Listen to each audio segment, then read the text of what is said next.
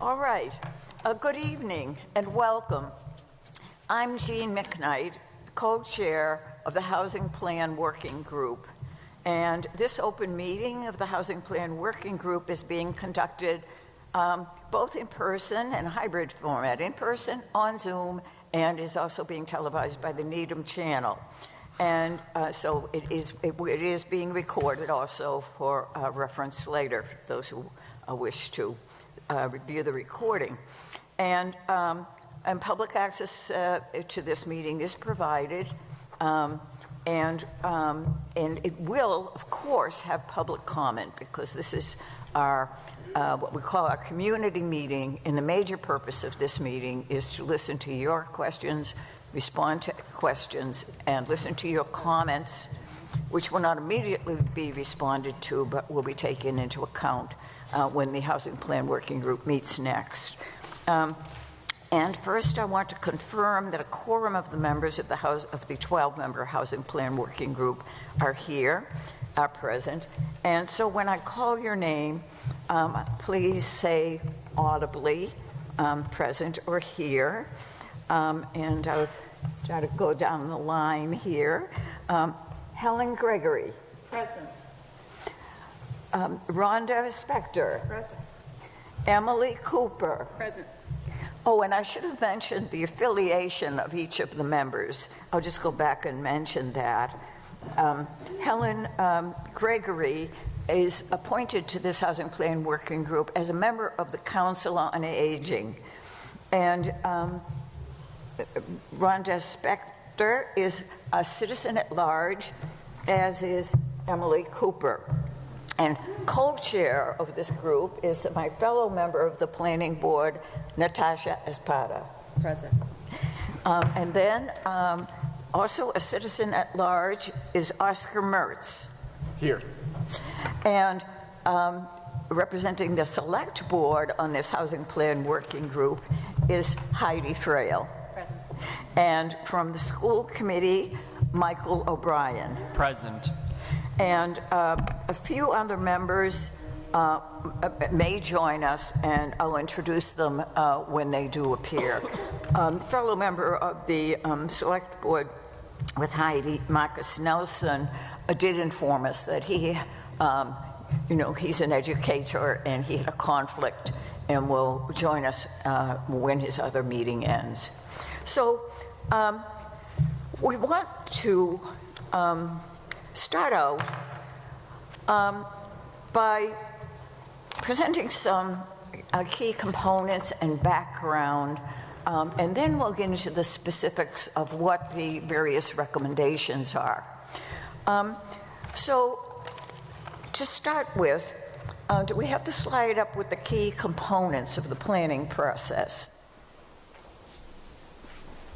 Oh, of course. I thank you very much, Oscar. I always introduce our staff, and the very important role, of course, particularly Karen, I should say Lee Newman, who's unable to join us, unless she is joining by Zoom.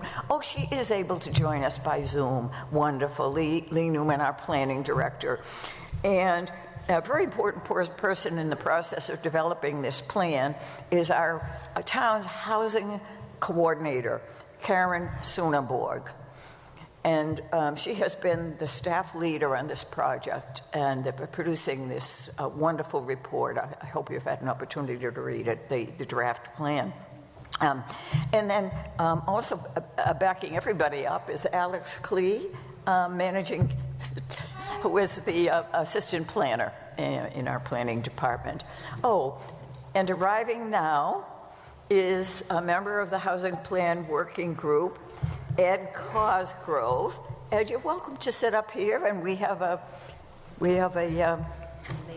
name tag for you. And Ed Cosgrove is a member of our town's Board of Health. Excuse me, Jean, just to let you know, I think there are about 30 people on the Zoom call. And I just want to make sure that when we discuss it, well, Alex, will you be letting us know if there are hands up because our backs? Yeah, totally. Okay. Sorry, I had this PowerPoint all set to go and it gave me an error message. So I'm just pulling it up again. I apologize. Okay. So if we have up now key components of the planning process, this planning process began in October 2021, so just over a year ago, when the Housing Plan Working Group was organized. And its purpose is to obtain updated documentation on demographic, economic, and housing conditions, to identify priority housing needs, and guide decision-making on the town's future housing agenda. And key components of this project included the establishment of the Housing Plan Working Group, and that was appointed by the Planning Board to represent various boards and committees, as well as at-large members of the community, to oversee preparation of the plan. And we've met at least monthly during this past year. And very important to the process has been community outreach. The working group promoted the active engagement of local leaders, housing stakeholders, and residents through the following efforts. We had a public education and listening session on January 27th, 2022. So starting pretty much right out of the gate, we enlisted, the community. And then we had a community housing workshop on March 24th, and both of those were on Zoom. And the community housing workshop included breakout sessions, and then coming back together and coming up with the 6 most important things that people thought we should be working on. Then we followed that up pretty soon after that with a community housing survey, and we analyzed those results. We also constantly emphasize that we have a dedicated web page, and particularly for the benefit of the public. I should have mentioned that in my introductory remarks. And that is www.needhamma.gov/housingplan2021. And also I want to mention written comments. We will consider all comments that come in by a deadline of November 23rd. So after this session, if you have something else you want to tell us, don't hesitate to communicate. And that means would be planning@needhamma.gov with a subject line, Housing Plan Working Group. The working group also established subgroups as we went along. 3 subgroups of members of the working group that provided more in-depth analysis and recommendations into the strategies included in the housing plan. Subgroups had public meetings that were posted, and the categories were zoning, which of course I was involved in, love zoning, and housing development and preservation, and capacity building. And each of those subgroups had about 3 members. And members of the subgroups will be presenting this evening on the various categories. So I want to start out by talking about what housing does the state count as affordable in Needham. Because, of course, housing planning isn't all about subsidized housing or housing that's specially restricted as affordable, but having affordable housing is certainly a very important component of it. Of course, we had the 2020 census to work with, and Karen Sunderberg was a marvelous analyst for the U.S. 2020 census. And per that census, Needham now has 11,891 year-round housing units. And of those, 1,410, that is almost 12%, 11.86%, are eligible for inclusion in the subsidized housing inventory that's maintained by the state. Now, the Deeply affordable housing in this town is provided by the Needham Housing Authority, which manages 316 units, plus gives out 120 Section 8 housing choice vouchers, where the holders of those vouchers can rent, with their housing subsidized, they can rent units on the market, rental units. And our subsidized housing inventory includes only 17 ownership units, condominium units, and that's only 1.2% of the total subsidized, subsidized units included in the SHI. Now, all units, how do we get up to almost 12%? All of the units in a 40B rental project count as part of the SHI. Even if those units are renting for $3,000, they count. And that's a way that the state, which wants to encourage the development of rental housing, it further encourages. And Needham has certainly participated in that and has gotten some wonderful rental projects in our town, and that's how we get up to the 12%. So the inventory includes 668 market rental units.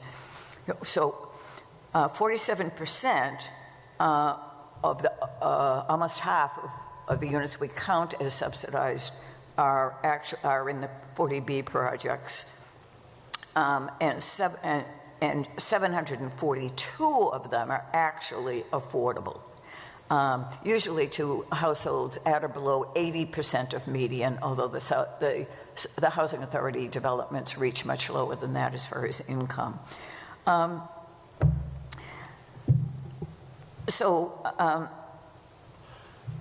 It actually comes down to 6.24% of housing units in the town that are affordable. But these new rentals certainly help diversify the housing stock in our town.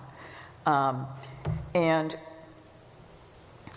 now, one of the advantages of being at 12% is the Zoning Board of Appeals is still enabled to approve developments under General Laws Chapter 40B if the Select Board opens the gate and says, yes, we want this development.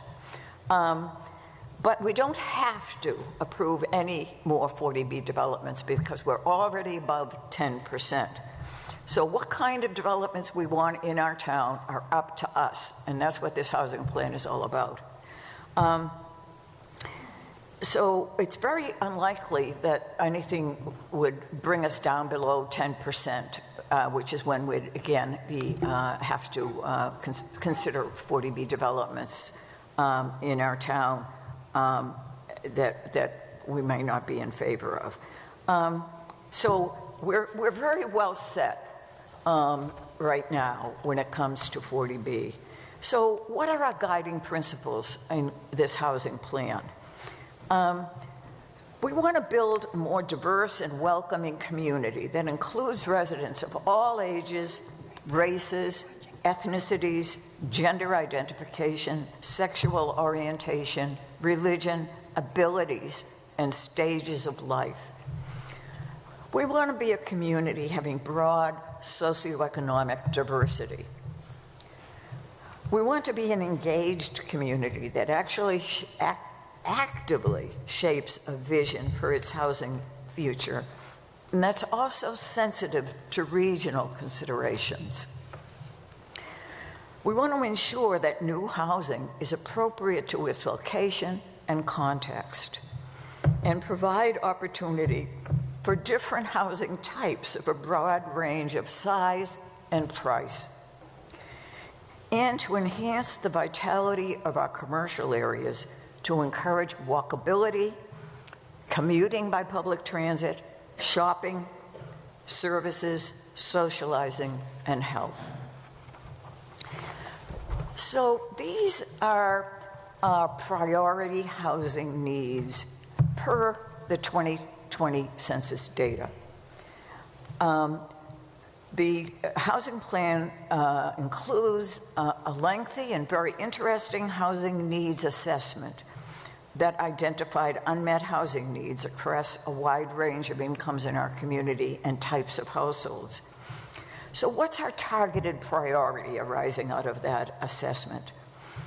We have an estimated housing production goal of 80% of new units produced as rentals, versus 20% for home ownership as starter housing or opportunities for downsizing. And these priorities are based on a number of considerations, including that almost all state and federal subsidies are directed to rentals, making it more cost-effective to respond to the needs of the community's more vulnerable residents by that means. We're not going to into a lot of detail on what the new law called the MBTA Communities Law requires, but there are guidelines that Needham wishes to comply with in order to to do our duty by the regional housing need and also to continue to qualify for various grants and loans from the state. But what we want to do by responding to the community guidelines is by focusing on multifamily developments that are, and they are likely to be rentals. And of course, as I said before, all units in Chapter 40B rental developments count as part of the subsidized housing inventory. On the other hand, home ownership projects, such as a condominium project, must rely on internal subsidies. You know, the units that sell for the market price kind of subsidize the units that are sold at their lower price, the restricted price, to be available for lower income buyers. Or perhaps Community Preservation Act funding to fill high affordability gaps.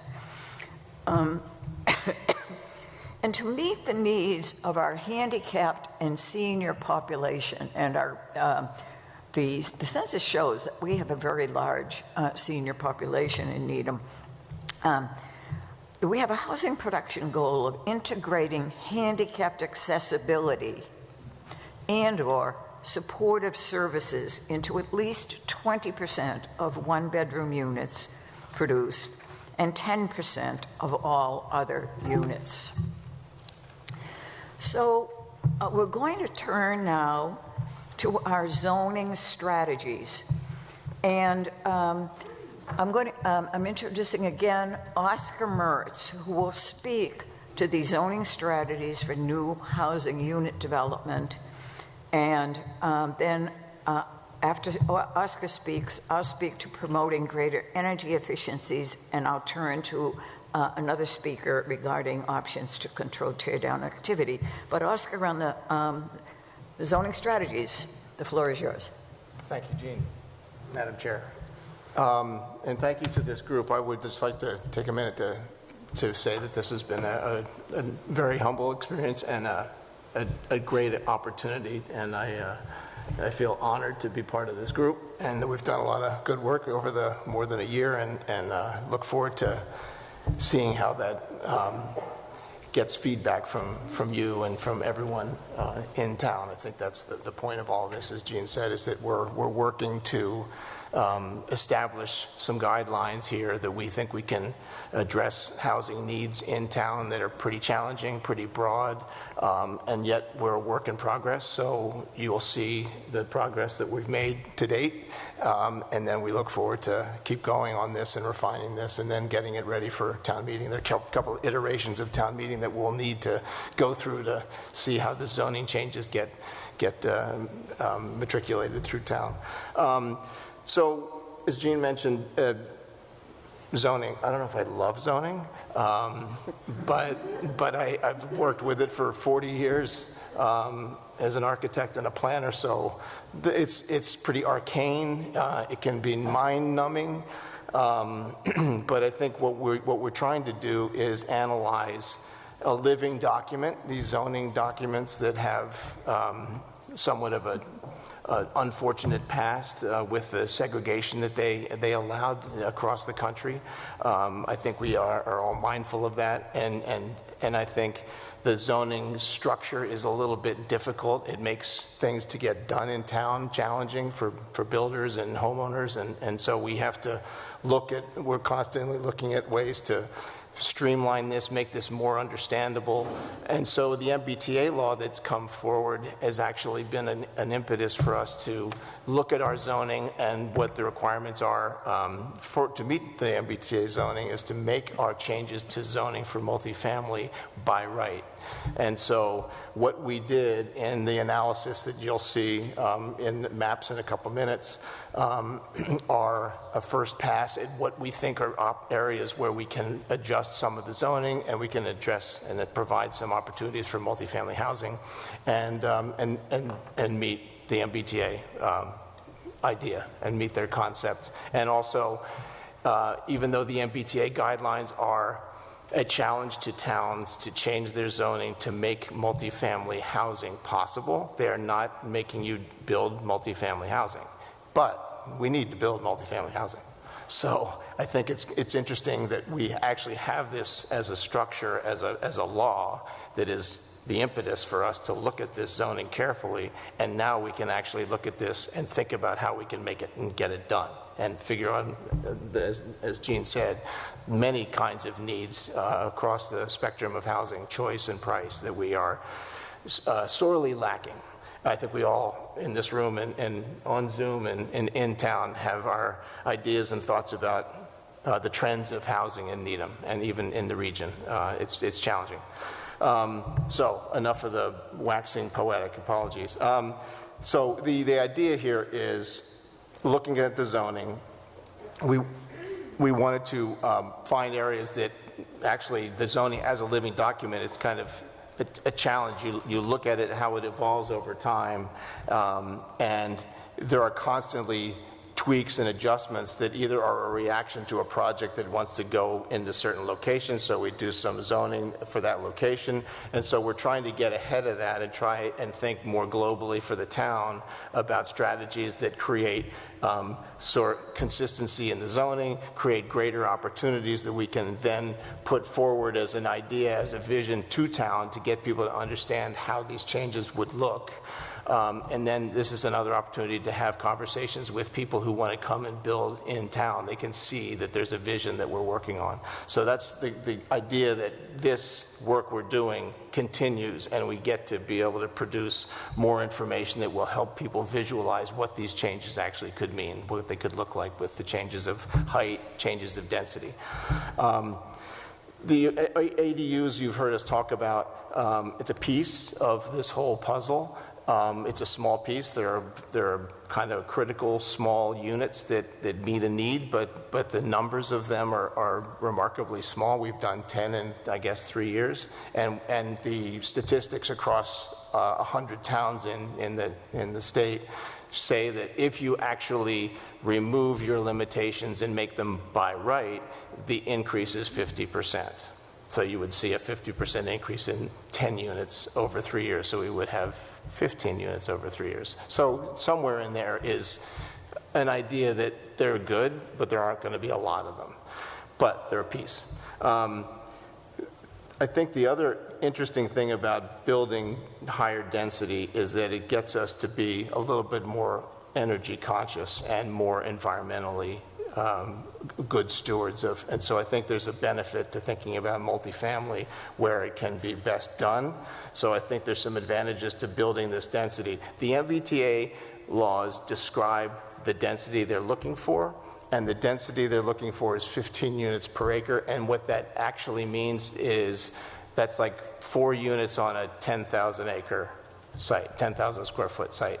So that's townhouses, maybe they're a small 2-story building, 3-story building. So these are not big buildings to meet the kind of density that we need to meet. So that's just to keep in mind what the scale of all this work really means. It's not really big, so it shouldn't scare people. I think, Do you want the spine? yeah, let's put the map up. And I think there are a couple of maps, and I wish I could point, but I'll just say that if you look at the top of the map, the purple weird-looking thing, that's Muzzy, and way down at the bottom, that W-looking thing at the bend in the train station, that's Hartney-Graymont. And so you're looking at circles that are 1 mile circles. That means they're a half a mile radius, and you can see the T's where the train stations are. And so that's 2 miles from Muzzy to Hartney-Graymont.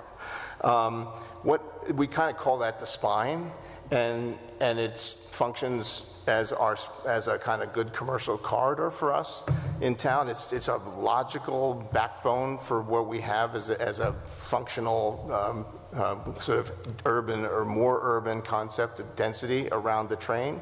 So what's interesting is a lot of the different colors of zoning that you see on that map are industrial, or they're business, or they are general residence, or they are apartment 1, or they have some overlay districts which have all the hatches on them, which adds an additional requirements on top of what would be your underlying zoning. So what's also interesting is that many of those districts don't allow multifamily. So if you're walking down Hillside, if you're walking on parts of Highland, or if you're walking down Chestnut, some of those areas actually don't allow multifamily yet, which is a little strange, a little head scratching. And so one of the things we're saying in these proposed zoning changes is let's just take the existing zoning and we'll just add multifamily as an opportunity, which makes sense. You have sites that we all know along this corridor where you could see that could be a nice little multifamily project or some townhouses. So I think we're trying to concentrate, because we're responding to the MBTA. So the zoning changes, you see all those little red circles actually are numbered, and those relate to actual changes to the zoning that we would propose, and that list is actually available, and so we can study this in more detail, but it's challenging to do this in this kind of setting. Understand there are lots of detailed questions that would come out of this conversation. So that's the zoning map. The next map, thank you, Alex, is kind of interesting. We did a test fit for the MBTA, and so what you see up there are, it's really hard to see, I apologize, but there's you can see that this is superimposed exactly over that same map. So you got Muzzy up on top and Hartney-Graymont down at the bottom, and so you can kind of see the blue zone down in the middle third, bottom third, right below the yellow box. That's downtown. And so moving north of that, you basically start at the Heights and you come down to the center of town, and then you go down to Chestnut. And so what we did to meet the MBTA guidelines and they have a requirement for needing contiguous acreage within those half-mile circles to meet the demands for transit-oriented multifamily housing. So we wanted to see if we could do that. And so when they say they want that acreage, they also claim they want 25 of those acres to be contiguous, meaning they touch. And so we actually can do that. May I interrupt that for one Yes. sec? I've said for months, the MBTA guidelines require us to have at least one area of 25 acres that is contiguous. I mean, contiguous can be across a public way, two sides, that's still contiguous. The MBTA put out guidelines, excuse me, not the MBTA, the Department of Housing and Community Development. And they're having a series of seminars, webinars, to explain these guidelines and answer questions. Of course, my hand was right up. And I was corrected when I said we have a requirement of 25 contiguous acres, because the DHCD person said, oh, but you said that at a density of 15 acres, 15 units per acre, Needham would have to have a total of 120 acres zoned for multifamily housing. I said, yeah, that's right. Well then, you need 60 contiguous acres. Oh boy. So we went back to this map, and I think we can do it. But I did want to correct that 25 acres, because that was a Yes. shock to me Yes. that I just learned a few weeks ago.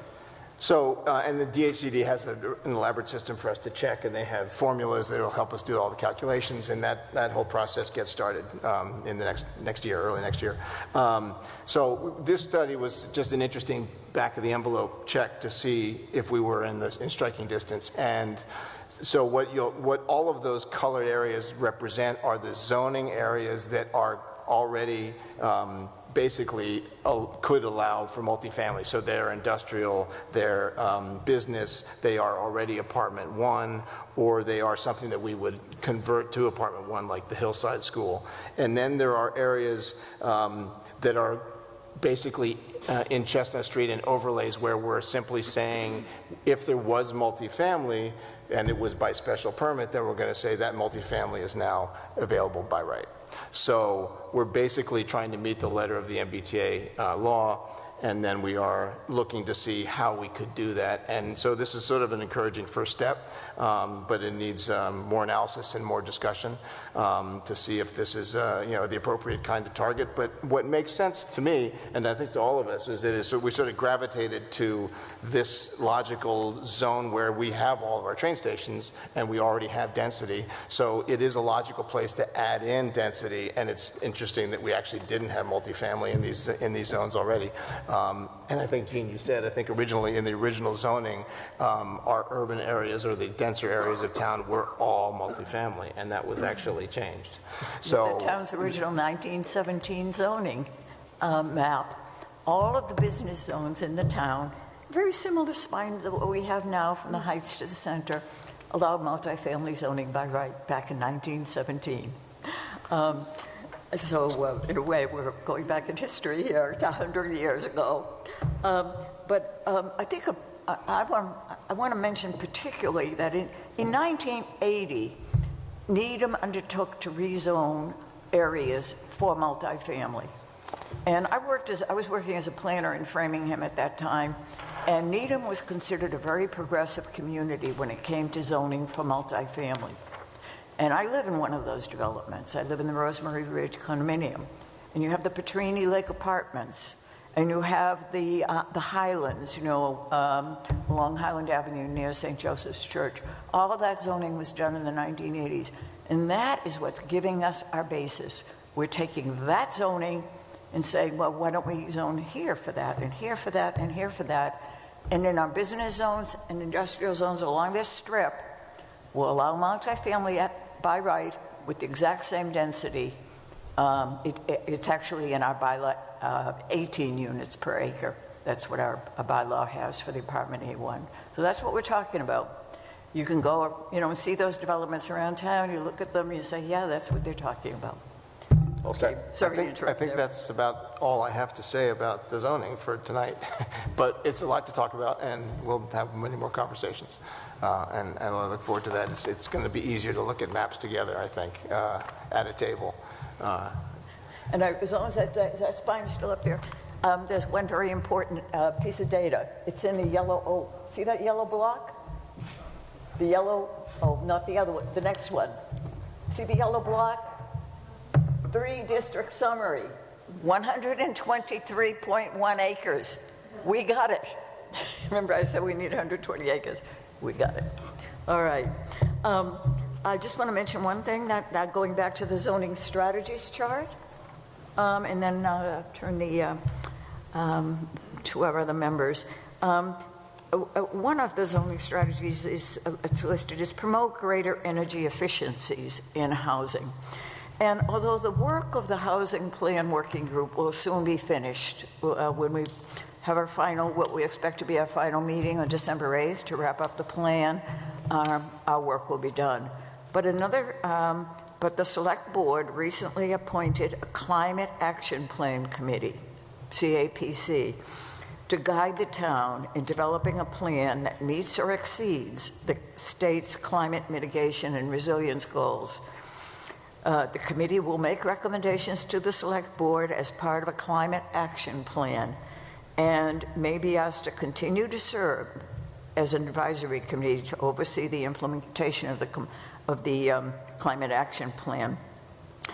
The Housing Plan Working Group has just one recommendation in its housing plan with regard to this, that the Climate Action Plan should include actions that might ease zoning and permitting requirements to incentivize energy efficient and environmentally sustainable housing development.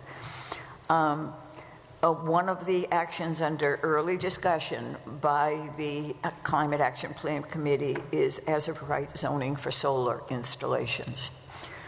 So I didn't want to forget just to mention that. And then I'll turn over to Emily Cooper. And Emily Cooper was on the, and we'll put up on the screen, the housing development and preservation strategies that she will address. Mention one that she will also address, which is listed in the zoning strategy slide, and that is consider options to better control tear-down activity. Emily.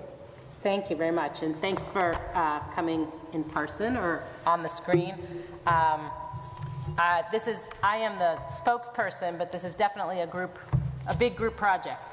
I told my teenagers today, life is a group project. You know, it doesn't end after high school, and it's been nice to really come together as a group and get some synergy. It wouldn't, however, be reflective of what this town needs without actually town input. So I'm glad you're here tonight. I also, was always, frankly, surprised. Every one of our meetings, there were participants listening in. I'm saying surprised because I know our meetings aren't that riveting. But they would, people are listening in, and I think our goal is to really try to consider the wide variety and uniqueness of the town and all the residents. So you're going to see a little bit of something that you're going to love and a little bit of something that you might not love, and it's trying to really get to everybody. But this is, as Oscar said, a work in progress, and so we really need to hear from you. These are some ideas. Our charge ends at the end of this calendar year, and we're all going to continue to live here, and we need to make sure that these are realistic and things that will be supported and able to be implemented. So I'm going to run through just some of the last consider options. I have it. I'm all set. Thanks. I have notes and everything. Well prepared. The next. So we did look at sort of some core areas. One of the first conversations we had as a group was, what was our purpose? A lot of people came in saying, well, we need more affordable housing, and what does that mean? And does affordable mean that, I can afford to buy a house here for $800,000, which isn't that easy to do right now? Or does affordable housing mean that people with very low incomes can live in the town? And I think we tried to do a little bit of both. And so we really heard that the houses being torn down and built big and expensive was concerning to some folks. And that warranted some more investigation. So we are suggesting or recommending that the planning board appoint a new working group that would really analyze the impacts of past zoning changes, review additional options, and potentially recommend other zoning changes built upon the large group, that was called the large group working committee in the past. These considerations could include looking at dimensional thresholds for a lot coverage, FAR, setbacks, height restrictions, tree removals, a whole variety of things. We're not saying what the answer is right now, but we think it is something that should be looked at and explored. However, we want to balance that also with whatever comes out of that should also be done with an understanding that there are homeowners who are concerned about their resale value. They want to maximize their sale price. So if we put too many caveats in place for the developer, then it affects the homeowner's ability to resell. So it's a delicate balance, and one that warrants a group to really look at it and give it the attention that it deserves and needs.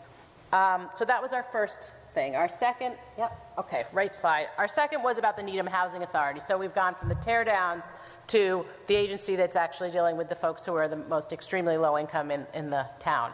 We want to make sure we're supporting everybody in all this, and particularly the Needham Housing Authority and their efforts on what they're calling the PRI initiative, the Preservation and Redevelopment Initiative.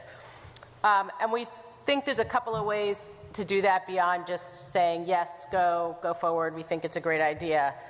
We want to make sure that what gets created, that's anything that's new, is really affordable to people who are at 60% of the area median or less, and that it is reflective of the population that they're serving, what be older adults, younger people with disabilities.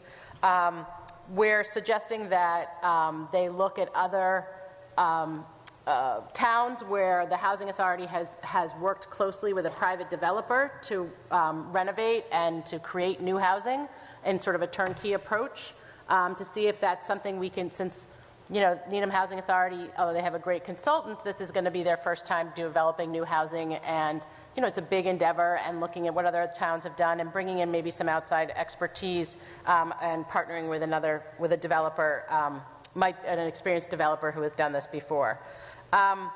We also want to make sure that there is a clear and formal process for soliciting input from existing residents that's kind of over and above whatever the town does.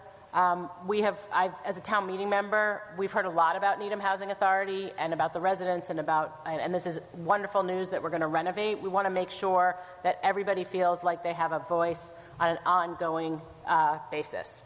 So it may make sense to put, this is my theme, working group. It may make sense to pull together another working group that is really working hand in hand with the Needham Housing Authority in between that and the town to make sure that that there are clear communication, there's coordination of efforts. If there's CPA funding needed, it's not something that, that it's something that's very transparent, and that we can continue to support these efforts, because we want to make sure not only is the housing that they have when they renovate it of good quality and with input from the residents, but anything that they create that's new also works for residents here in Needham.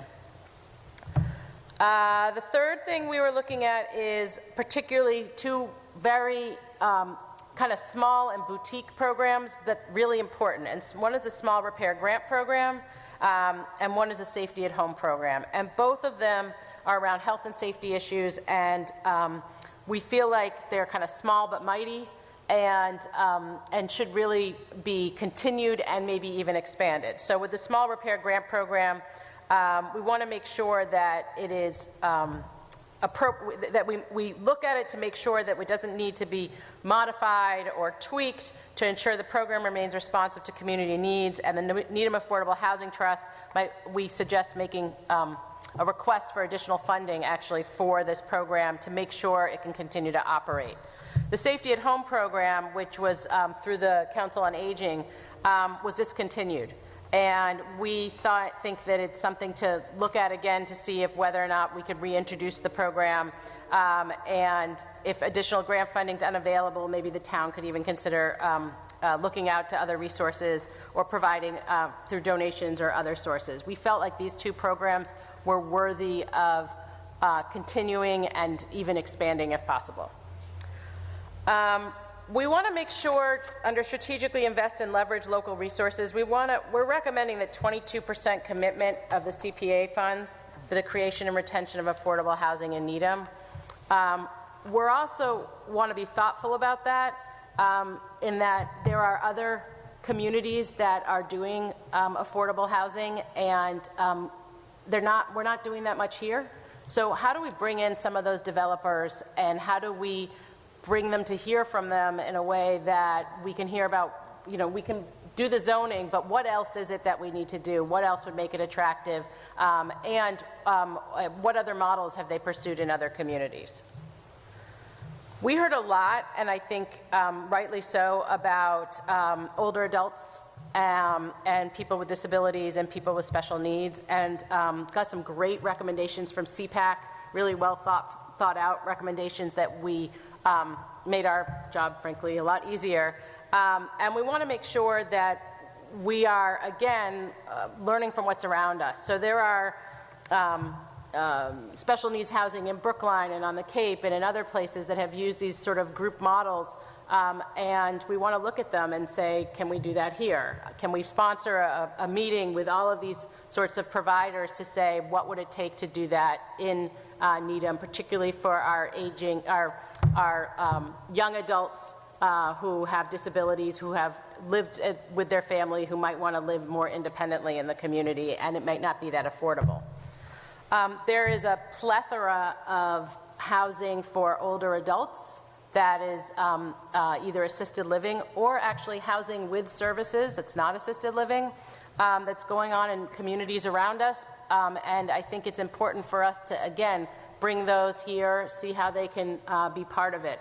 Looking at ranging from housing with programs connected to services, such as the PACE program, which is offered here in Needham now, or I don't want to mention Rogers. There are agencies like Two Life Communities right over the border in Newton runs housing for older adults. It's not assisted living, but you would think you were in assisted living with the amount of services that are provided. So there are other models out there that we need to learn from, and if we can bring them here and learn from them and see if we can replicate it. All of these things, depending on what we learn from people, we might want to consider making CPA funds available. And I think it's really important that we're staying on top of every opportunity that comes out of the state and federal government because there's a lot of new money coming out for housing, and I'm not sure that we are taking as much advantage of it as we should. Example is right now there is funding out there through what's called the Section 202 program to create affordable housing for older adults. We need to be able to be poised to take advantage of those opportunities when they become available. The Stephen Palmer Building. Folks know where that is. I had to tell my kids next to Greensfield. So everybody's got some thoughts about what the Stephen Palmer Building should be. It's clearly something that needs another committee or working group to look at. We are recommending that it continue, whatever happens with that site, continue to be used for housing. I think other people have other opinions. We are the housing group, so obviously we're going to suggest it counts for housing. We think an assessment is needed to determine the infrastructure and improvement needs, to determine whether or not there's capacity or ability to support additional density there, and to determine the feasibility of making it affordable housing. All of this should be done, however, with the current residents in mind, minimizing displacement. We don't want to turn around and at some point their rent has gone up threefold or something like that. I promise I only have two more. We early on came up with, we have a great map for zoning, but we really don't know what land is available to build on, whether it's publicly owned or privately owned. And for each piece of land, why we can't build on it, and can we do something about that, right? Is it deed restricted by the state, and so we'd need to go to the state and ask for this, or we'd need to get legislature changed. So in one of the ones we looked at, it was in Newton. They have a very comprehensive inventory of every, parking lot, privately owned, old gas station, whatever it is, with an assessment done of criteria of the size of it, the ownership, access to services, is there presence of wetlands or environmental constraints, how is it deed restricted, and what would need to happen in order for it to, besides buying it if it's private, or if it's public, what would need to happen or need to be changed in order to make it into housing. And the last one's an easy one. This is the easy button. We just think we should waive the fees for affordable housing. So any development that includes affordable units, we feel like we should waive the permit fees on in order as a way to incentivize developers to create affordable housing. So I think I've talked enough. Yes. Thank you very much. You're welcome. I'm going to turn it back over to you. We're also at the one more subgroup report, and that is on capacity building. And my co-chair, Natasha Espada, is going to present capacity building strategies. And then Natasha will be moving into the question and answer. and comment period of this meeting. It's a very important part. So, Natasha. Thank you, Jean. So thank you all for coming here, and I see we have a lot of people online as well. One of the things, so we had 3 subgroups, and we had a lot of talent. We had about 12 people in the committee, in the housing plan working group, and we divided it up into 3 different subgroups because we have a lot of talent and we wanted to make sure we utilized it well. So the zoning spoke first, then the housing development and preservation capacity, and then my group was the capacity building strategies, which was Michael O'Brien, who's here, and then Carol Fischetti. So we had 3 different points of views really looking at it. And so just to give a little bit of a background of what we did is we looked at a lot of different pieces in town for capacity. We first looked at the town-owned land, as you mentioned, the Stephen Palmer building, all of the different parts land on for the town, and I'm familiar with it because of my tenure at PPBC, is owned by different groups in town. So there's some that are Parks and Rec, there's some that are by the Select Board, there's some that are for schools, there's some. So I think that's kind of a holistic master plan approach that has to be looked at, but it's something that we looked at overarchingly as they were doing the zoning plan.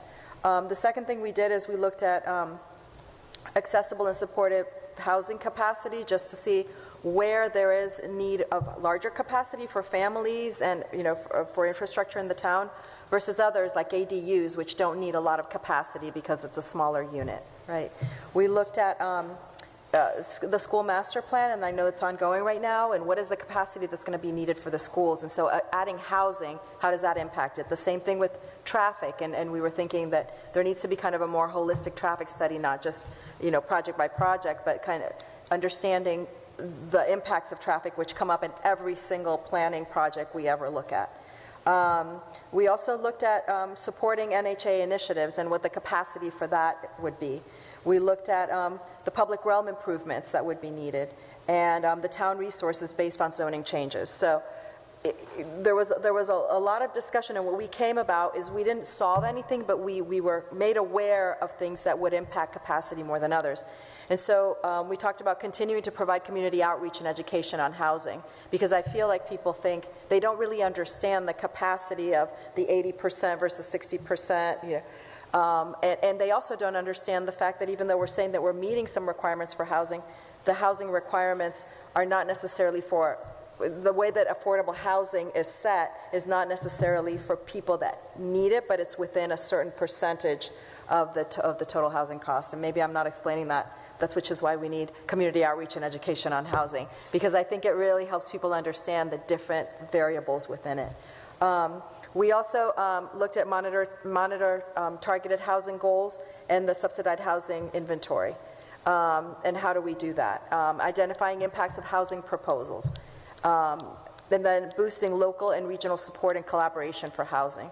So all of this is education as well. But it's one of the most important ones was revisiting the Affordable Housing Trust roles.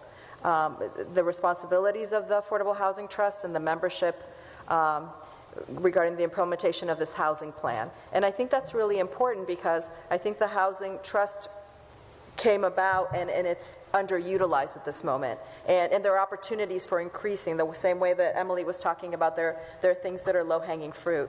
So how can we create a diverse housing trust that can take into account a lot of the opportunities that are out there to increase the housing? And then the potential planning board and planning department role in guiding housing vision and plan implementation. And that affects the zoning and also the housing preservation. So some further study and further future consideration is we talk a lot about senior housing and accessible housing and families, new families coming in and the workforce and all of that. But we don't really have a racial impact study. And I think, and I'm putting on my Nuari hat on this, is how do we look at how minorities perceive the town, how are there opportunities for housing? And all of that. So that's something that needs further study. And then reducing or eliminating local preference. And so all of these pieces, again, we don't have any solutions for it, but the housing plan working group identified things that some are low-hanging fruit and others that need further study to look at what the capacity is for the town because we can't do all of this without really understanding all of the impacts. So I think with that, I think our presentation, right, is completed, and we'd like to open it up for questions. So I know that we have 30 people or 31 online, so please raise your hand. And my role is going to be at the easel to write down as we go along the comments that people have and the questions that people have so that people can see what's being asked. Like a school teacher, you know? So since I don't see anyone with their hand raised here, but in a second there will be one. I see John Bullion, who's on online, so maybe, Alex, are you bringing him in? And so if everyone can just say their name and state your name and address, that would be great, so we can document all of this.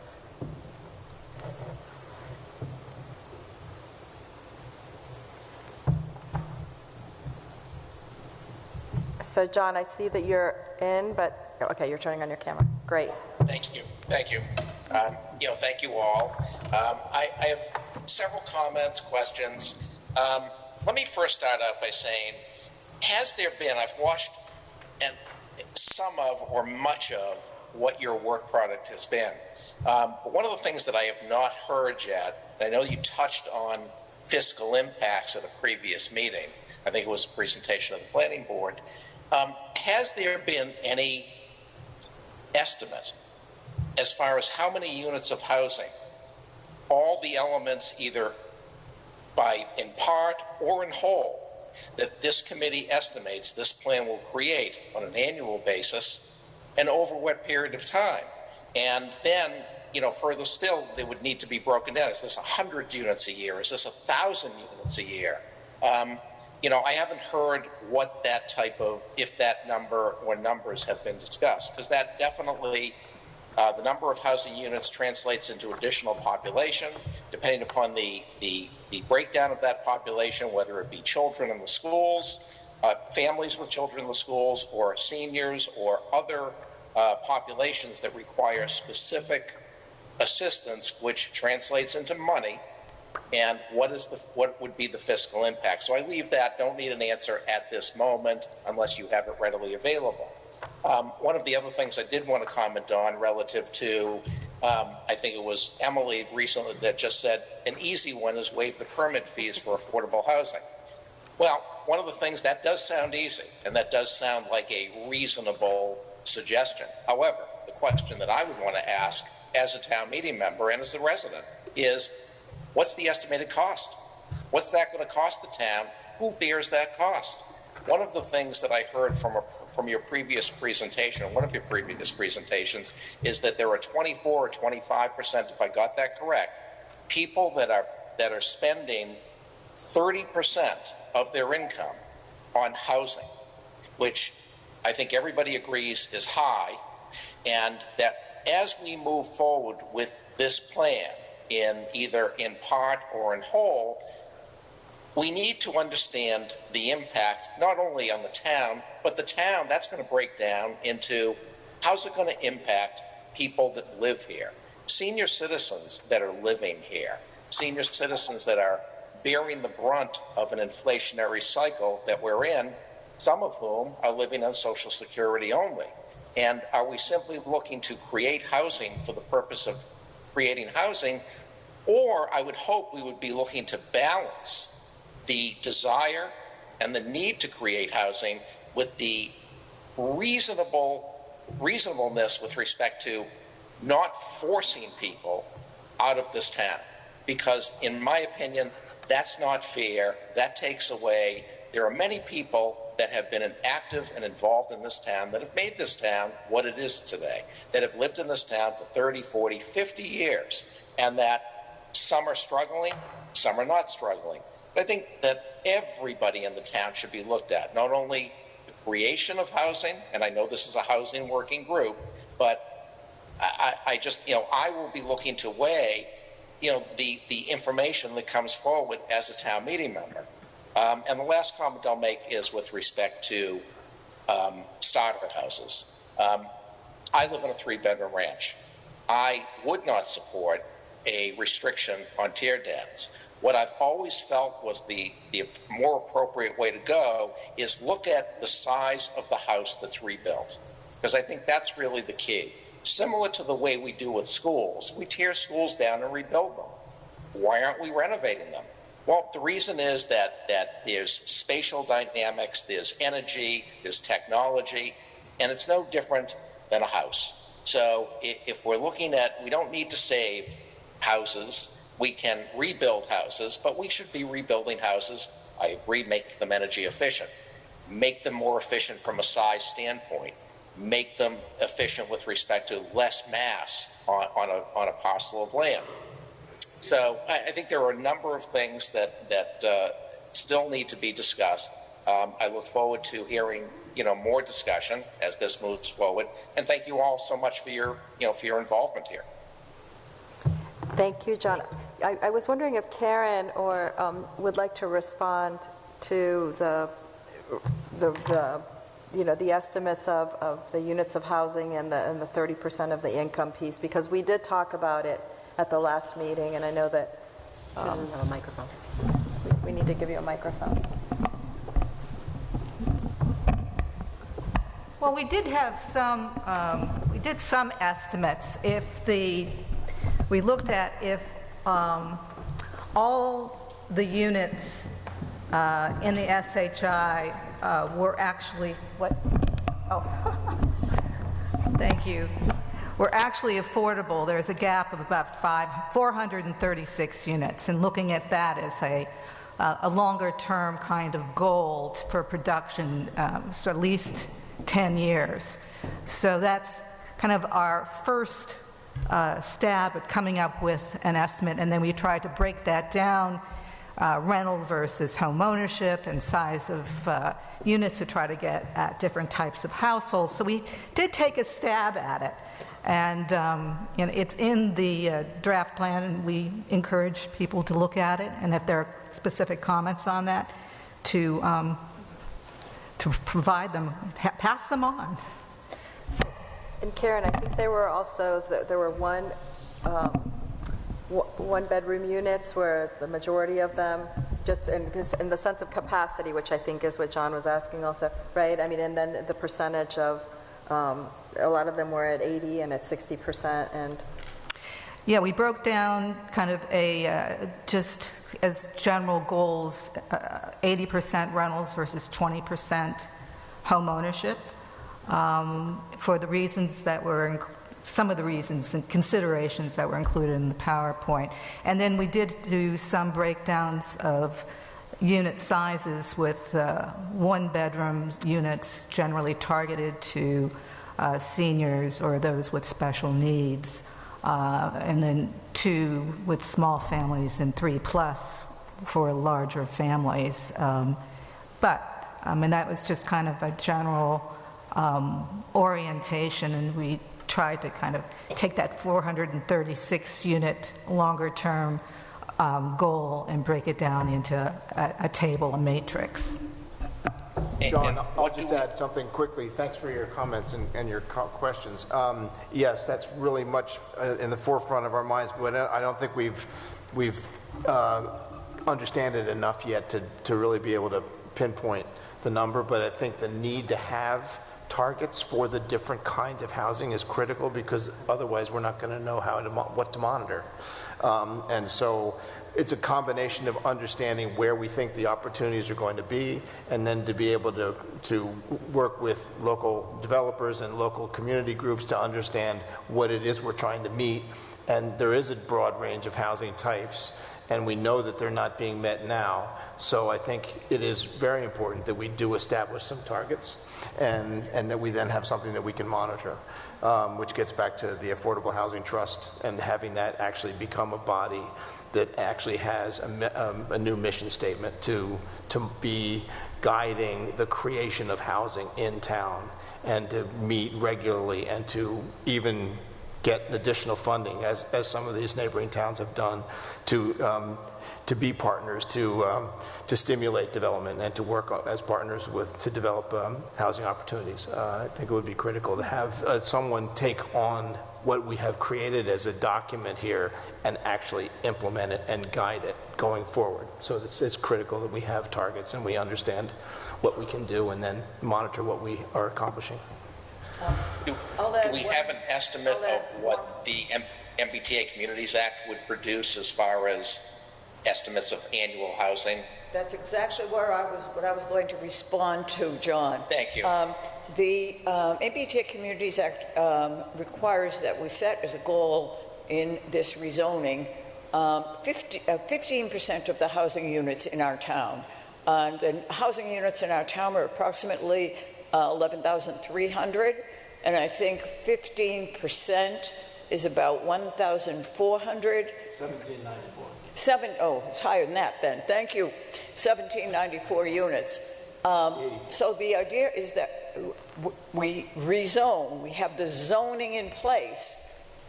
There theoretically, that number of units could be built. Let's call it 1,700.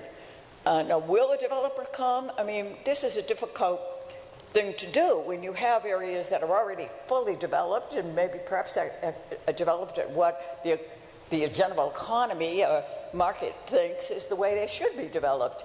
That a developer will come along, tear that building down and put up multifamily housing.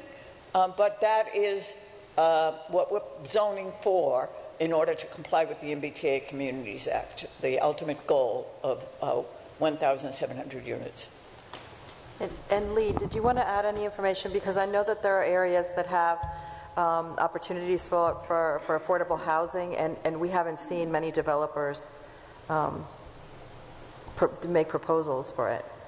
Right. I mean, I think we did major rezoning in Needham Center and a major rezoning along the Chestnut Street corridor in 2009, increasing the density, the height, enabling multifamily on upper stories. That multifamily, I think, was enabled by special permit, and yet we've only really seen a handful of projects. So I think even when you establish the goals through rezoning, when Jean's talking about the zoning actually enabling approximately 1,700 units, the zoning sets the table, but the underlying economics and people's ownership of properties and how they're being utilized don't necessarily lead to this stampede of that conversion happening. Thank you. Okay, so thank you, John. Thank you for your comments. And I know that I think Carol wanted to. Great. Thank you. So please state your name and your address. Thank you. Hi, I'm Carol Patey, 32 Linden Street, and I'm here tonight to present some comments from the League of Women Voters that the board has approved. So thank you for the opportunity to comment on your draft housing plan and your work, and thank you for your work in pulling this together. Great detailed information on Needham housing conditions and a wide-ranging set of ideas for implementation. The League has positions related to housing based on studies at the national, state, and local level. And in a nutshell, they support affordable housing generally and locally support some specific positions, such as using the Stephen Palmer building or its site for affordable housing, among other uses. We are pleased with your recommendations as they generally align with our positions.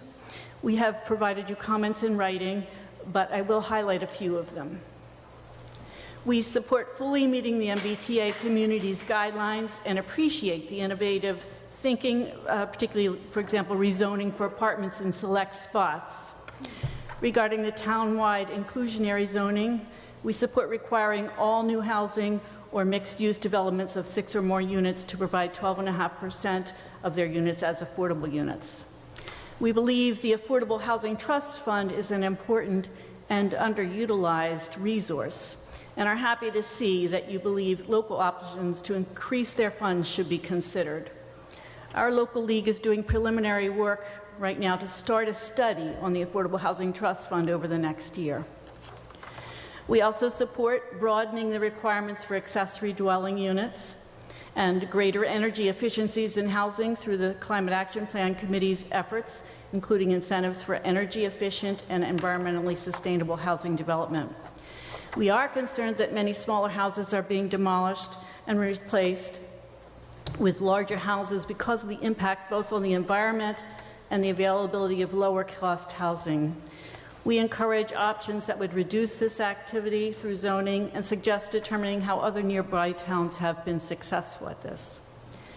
We support continuing to upgrade public housing conditions through the Needham Housing Authority Preservation and Redevelopment Initiative and committing 22% of Community Preservation Act funds for creating and retaining affordable housing in Needham.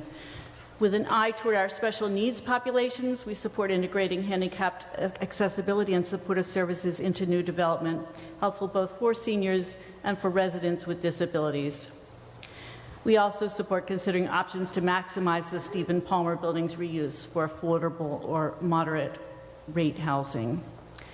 As I said earlier, we are pleased with the comprehensive nature of your plan. We do believe it will need careful attention to its implementation, and the town should consider hiring an affordable housing specialist who understands federal and state funding opportunities to monitor its implementation. I believe you've already talked a little bit tonight about some of the goals that need to be set. So measurable goals do need to be developed to measure that progress. So again, thank you for the chance to provide comments, and thank you for your work over the last several months. Thank you, Carol. So I see Laura Dorfman is on Zoom. Can we bring her in?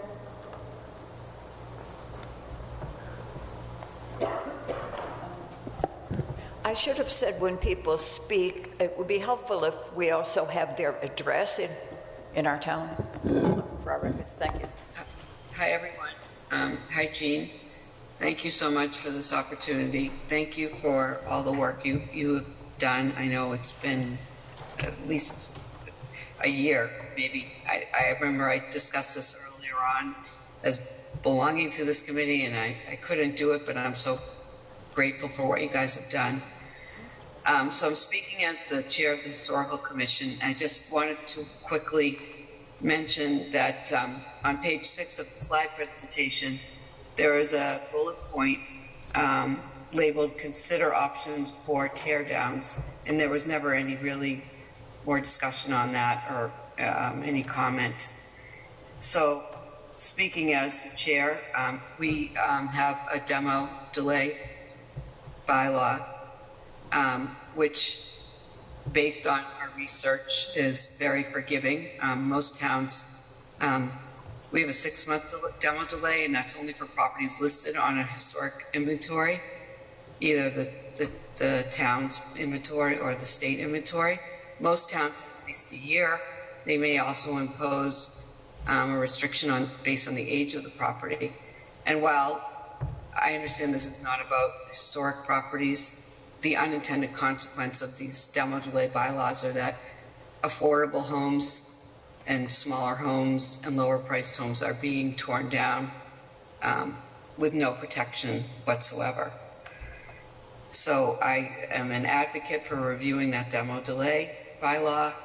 I've done research. I've got research on peer towns and what they do, and I'm happy to have a discussion with anybody on this committee about how maybe changing those bylaws could help support this committee's initiatives.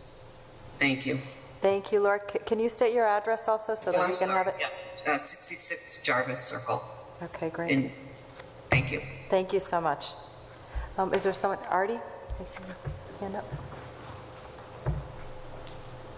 Thank you, Natasha. Artie Crocker, 17 Fairlawn Street, Needham. A couple of questions. Excuse me for a second. Let me just pull them up. So, as some of you know, I'm kind of big on trying to keeping tree preservation. So, what is the impact as far as the increase in the zoning of what's happening with our green space in the trees, and keeping the trees, some type of trees intact?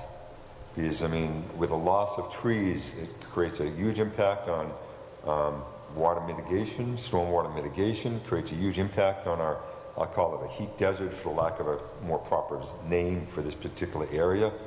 So the question is, what's going to be allowed or required, or can we require for green space? Now, I don't know if you want to take this one question at a time, but I do have 3 questions. So how would you like to take it? Why don't you go through all 3 of them, because we want to make sure that we hear from everyone. Okay, so we sure. might give you some short answers. We don't have answers to all of this. Okay. But we just want to make sure that at Sure. least we hear all your questions, if we can answer Okay. something quickly and make Sure. sure we Sure. get to everyone. So the other question is, I know there was talk about affordable housing. Can affordable housing be required and still count towards the requirement in the zoning for a certain amount of percentage in this MBTA? In the MBTA? Yes. Yes. Yes. So we can require affordable housing components. Well, only, no, they just changed it. They just changed it from The MBTA guidelines say that we can't require more than 10% of the units to be affordable. Now, of course, if say an area that the housing authority intended to have 100% affordable, of course that's fine, but we can't require more than 10% unless we submit an application for review by the Department of Housing and Community Development that goes to the feasibility of having that be a higher percentage. Now, we haven't talked about whether we as a town will do that. I think there probably would be a lot of support for us to actually apply to DHCD to be able to have a higher percentage. We've typically, in our recent rezonings, had it 12.5%. So that is, if you have 8 units, one of them has to be affordable. And I think we will try for that. So every development has to have at least 12.5%. But the guidelines now say 10% unless you get permission from DHCD. So the challenge being, if you're going, let's say plot by plot, here's a homeowner who wants to do four units. Well, I don't think we can't require one of those units be affordable. Then the next plot does 4 units. We can't require that. It's like, yes. We don't want to speak to every single thing, but I would like to respond to that, to say that I think as a member of the select board, I would be very excited for the planning board to establish a town-wide overlay district that would allow for inclusionary zoning all over town. That would also be very compelling as far as the DHCD guidelines are concerned, as a way to increase our floor from 10 to 12.5% if it's town-wide. So certainly it's something we're open to. I love being able to have affordable housing and being part of this. I can see the big challenge, though, of trying to make that happen. Last question, and thank you for this. Last question is this. What is the financial implication? I believe this is reimbursement from the state or something coming from the state, where if the financial differential, if this is by right versus special permit. And that's my last question. Artie, I think you're talking about a program that's called 40R. Needham has never participated in that zoning program, and it does, if you participate in it, give you some extra money if there is an impact on your schools. Is that the type of thing you're talking about? My apologies. I will say I don't know what I'm talking about except for when except for this. When this whole MBTA transit plan was coming into play, there was discussion of financial reimbursement of something coming from the state. I think there's I think you can lose money if you don't do it. Well, I need to know, what are we talking about here related to that? Are we talking about any of that component, that aspect of it, where we can get a reimbursement, or are we not talking about that at all? It's not reimbursement. We've said we should explore the use of Chapter 40R as a long-range goal, but we haven't made it a high priority. Okay, thank you. So at some point, I'd love to hear about the tree and green space, because I'm very concerned about that and the impact of that being impacted with what's going on. Just on that, just keep in mind that most of the area that we're talking about is already developed. Not that we should preserve it, but it's not like we're taking over. I can appreciate that, but certainly there'll be a fair amount which won't be, we're talking about a unit, a quarter acre with one house. Now it's going to have 4 units, there's going to be an impact. And Nardi, I have a feeling we're going to have a lot of conversations about this because Oscar and I are in the zoning group, subgroup for CAPC, and I know you're in the tree preservation one, so I think we're going to be talking about it during CAPC. Oh, yeah, no, I appreciate that. I just want to throw it out there. Mo, do you want to come up? And I see Paula Dickerman. She'll go next after you. Sorry. She'll go next. Oh, thank you. First of all, I'd like to commend you for your work. I think we all know that housing is probably the most complex issue from a planning perspective, from a community perspective. So I'd like to speak to just 2 aspects of this. One is we need to find a way to preserve the starter stock. We're losing our starter stock, and that means the community is gentrifying. And that speaks to the other issue I'd like to address, which is I don't think we should throw away local preference. And the reason is that builds community. I have many friends who grew up in Needham who are children of people who moved here before they were born. It builds community. And I think one of the things that distinguishes Needham and one of the reasons why we moved here is it's a true functioning community. That doesn't mean it needs to be closed to new people coming in, but let's not throw the people out who have a generational commitment to the town. Thank you. Can you state your name and address? Oh, I'm so sorry. Mo Handel, 3 Rosemary Street, town meeting member, precinct I. Thank you. Thank you. So I'll get to all of you, and in 1 second, let me just, I don't see. Oh, she's right there. Oh, she's here. She moved in. So Paula Dickerman, please state your name and your address. Right, it's Paula Dickerman at 20 Burnside Road. I want to thank the town for setting up this committee, and I want to thank the committee for doing the work. It's really important work. I want to go back to some of the things that you said at other meetings, because that sets up what you were talking about today. There is a large need for additional housing in Needham. There's a large need for affordable housing in Needham. And I just want to underscore that. That's why we're here, because you found that there was that need for both what we call, the sort of government and subsidized affordable housing, where we talk about area median income, but also, as Emily mentioned, the $800,000 house or the $750,000 house, which is affordable, meaning that people with jobs that are not particularly high paying, people with savings that perhaps they didn't inherit, can actually afford a house. Like most of us who moved to Needham without maybe a lot of generational wealth or without having a high-paying job. That's how we got here. And I think that's the community of interested and engaged residents that Mo was just mentioning. So there is a need. I'm concerned about implementation, and that's the comment that I want to make. It's been mentioned before by a number of other people, and I'd like to underscore it. We have staff that deals with housing. They do a great job. We have a consultant that deals with housing. She does a great job. I heard a job description, however, in tonight's meeting for additional staff or a different structure of staff. I heard committee members say many times, we need to look at this, we need to look at this. Who's we? The committee is going away as far as, from what I understand. So that's what I would like to say. You have done an excellent job of proving a need. You have done an outstanding job of looking at all the different ways we might be able to meet that need, approach meeting that need.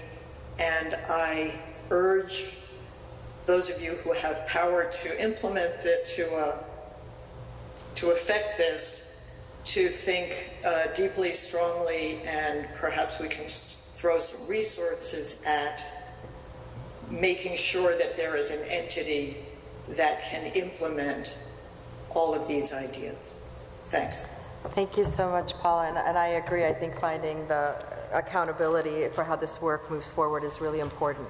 So I'll come right back to you in 1 second. Let me, Stephen in the back, and you'll be next. And then Holly, I saw you too. Hi, I'm Stephen Frail, 29 Power Street. Thanks for the opportunity to speak and comment on this, and thanks for everybody's work. I also want to thank the shout-outs to the Climate Action Plan Committee. We're very excited about that, so thank you for that. I have a couple of comments. One is on the ADUs. I know it's a small number. I think it's probably still something that's very important, and possibly people are unaware that they can do it today. So it would be nice to see more of that. As one of the sandwich generations out there, we've had multiple parents who potentially could have moved in with us, but we don't qualify for ADUs. And I think there's a lot of people, especially in older stock homes, some of the smaller homes in the community, who don't have that capacity under the current requirements. People who have detached garages, for example, that could be converted into ADUs. So I would encourage the committee to think really carefully about how that might be a part of the solution.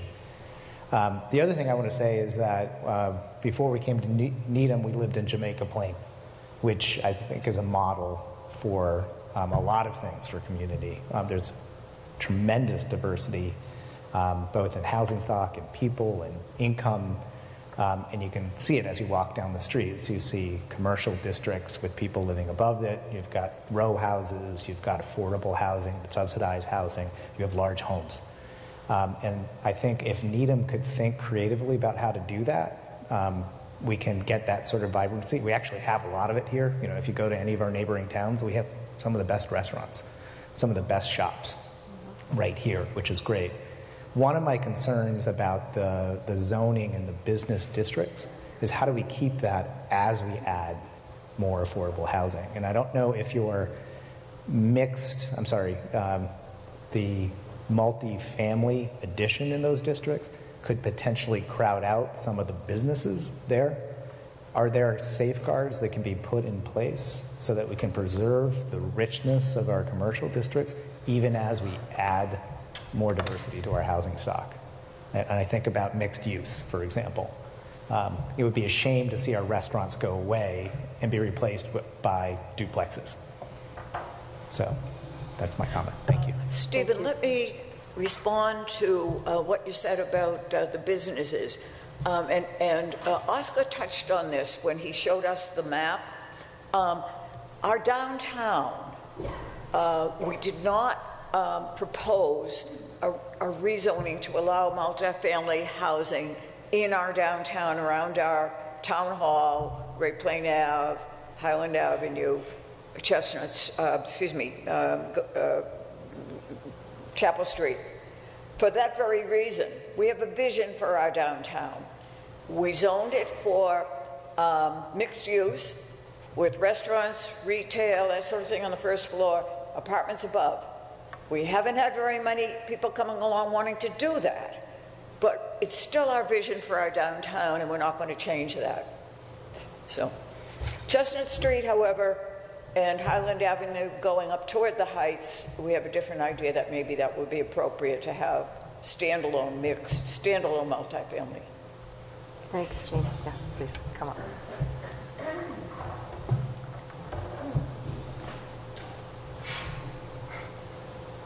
Bob Smart, 25 Mayo Ave. I was on the planning board for 10 years, and I've done some development work as a lawyer here in town. I was involved with the project, multifamily project to redevelop the old Needham Theater, and that ended up being the 4-story building there on Dedham Avenue.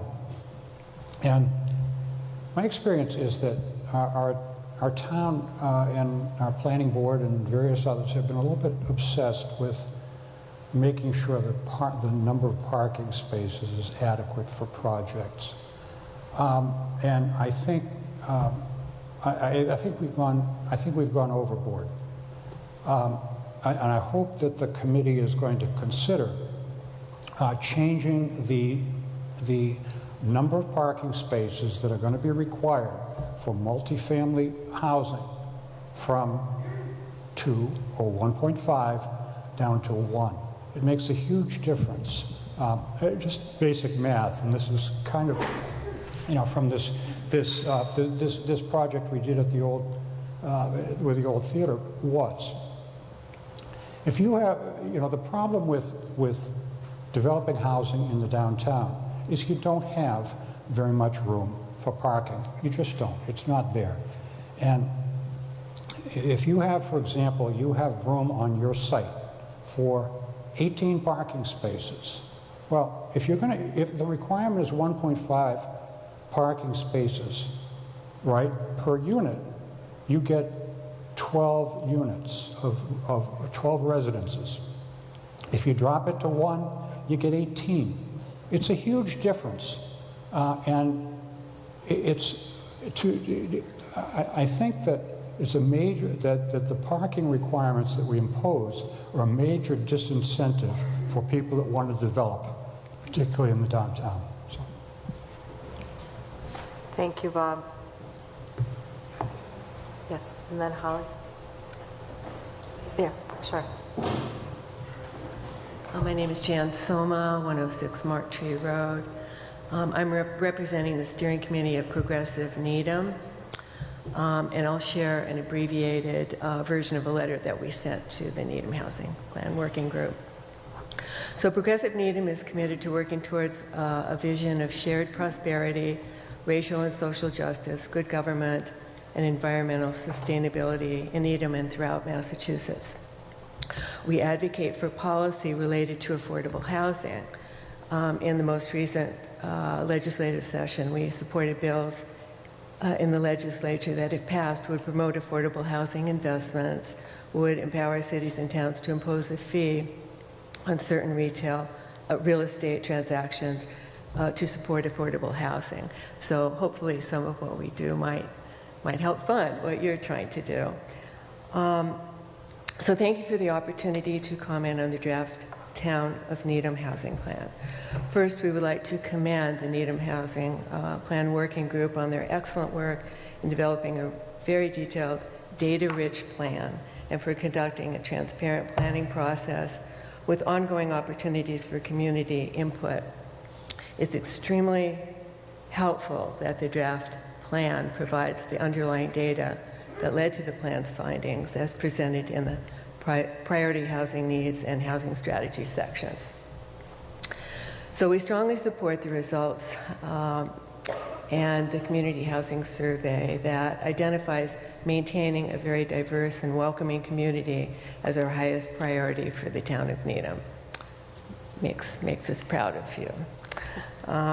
We also endorse the housing plan's premise to create housing opportunities that will not only be affordable to low and moderate income households, but will remain so for as long as possible.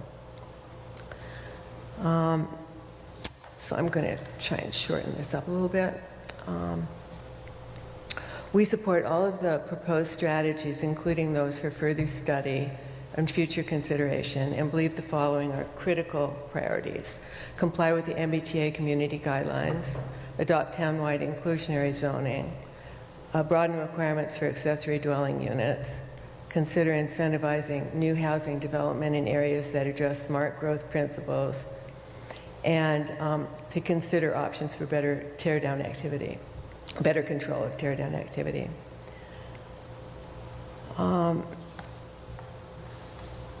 Okay, and we'd also like to emphasize continuing to provide community outreach and education on housing, monitoring progress towards targeted housing goals, and boosting local and regional support and collaboration for housing. Progressive Needham very much appreciates the efforts of the Needham Housing Working Group and welcomes the ongoing opportunity to engage with others in addressing this very serious affordable housing challenges that face the town. Thank you so much. Thank you so much, Jan. That's great. Holly, thank you. And Jan, could that be emailed as well? We did that already. Oh, you did that already. Wonderful. Thank you. Hi, I'm Holly Clark. I live at 1652 Central Avenue. I am a town meeting member too. I'm from Precinct D. So first, I just want to echo what many people said. I think the work you have done and the way you have done it is really, really commendable. The amount of outreach you did to try to get input from the community and your ability to listen and incorporate it is really a model for how we could all work together and get to understandings of ideas and include other perspectives. And I was very happy actually to hear, Oscar, you commented tonight how this project may be coming, or this part may be coming to an end, but as the work actually goes forward and as people try to implement it, that there will need to be a continuation of this process. And again, I just really think it is important that we open ourselves up to hear other people's perspective, because I think we can all learn.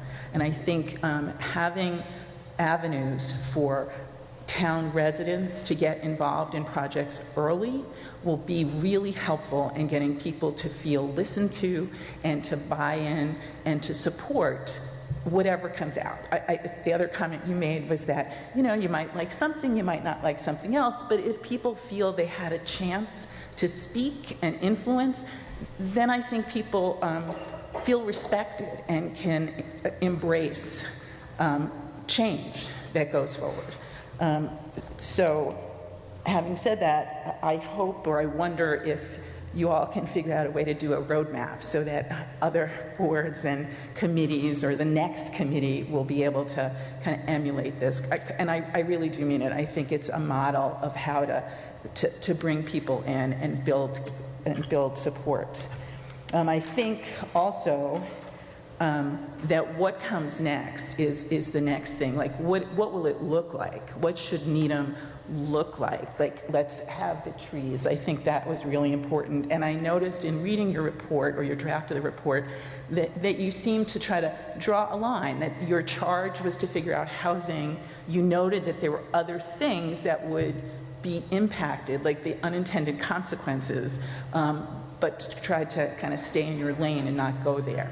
I think as we go forward, we should all go there. I think we should take this as an opportunity to kind of look at things that need to be happening. And I think figuring out a tree bylaw, or even things like saying if somebody comes and buys property and wants to do a building permit, there are our peer towns that say you may not start cutting down trees until we figure out what's going to happen.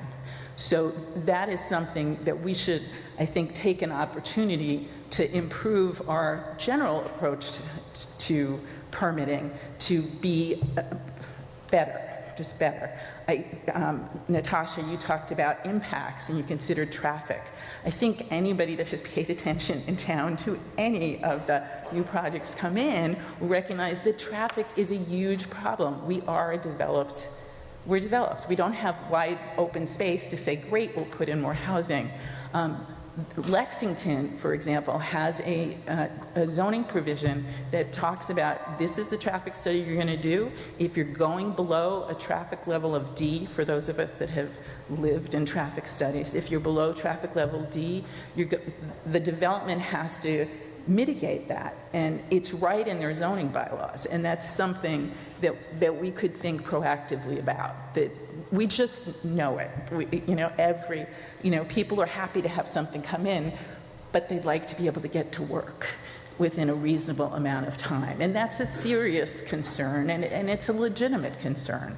So if we could use this opportunity to kind of address some of those things, and also there are probably some systemic issues in our permitting that could be addressed a little to encourage earlier involvement of residents. And again, I think it helps people, it makes the projects better.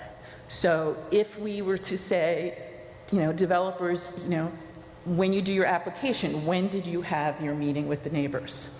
It's an expectation that you would have had one with the abutters.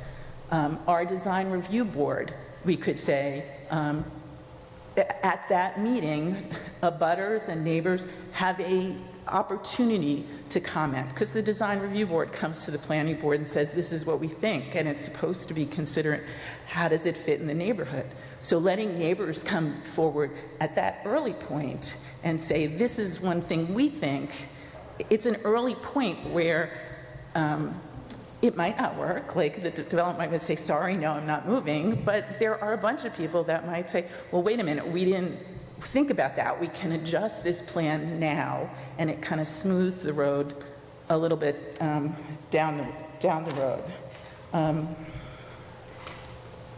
So I just think that, I guess the overall impression I had was that this committee thought of town residents as having an integral part of this process, and not as kind of nudges that come later and need to be jumped over. And I don't think all the boards do that. I'm looking at Jean, and she's been on the planning board and has listened to folks a long time. But I really think that this is an opportunity for us to not only figure out, like, what do we want to look like in Needham? What do we want to be? And how to get there, and that includes hearing from residents, like Mo said, that this is a community. So those are my thoughts. Thank you. Thank you. I think that's important, just the clarity of process and having an inclusive process. And I think, and I'm going to give a shout out again to the Climate Action Plan Committee, because we're trying to take whatever we've learned from this to try to include it in that process, things that have worked and that haven't worked, and try to continue to clarify it. So I think that's really helpful, Holly, to get your feedback on that. So I see Jackie Shepard online.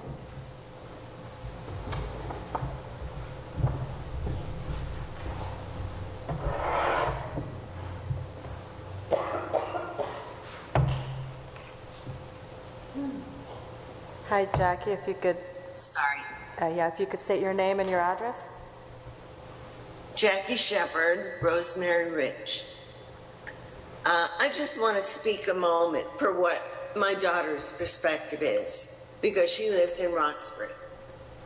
And she is a very active member of what's called the Highland Park Neighborhood Coalition. And their mission is to have communities like Needham share some of the burden that Boston is, particularly Roxbury, is holding. Why don't we in Roxbury have a town common? Why don't we have more green space? Why don't we have better education?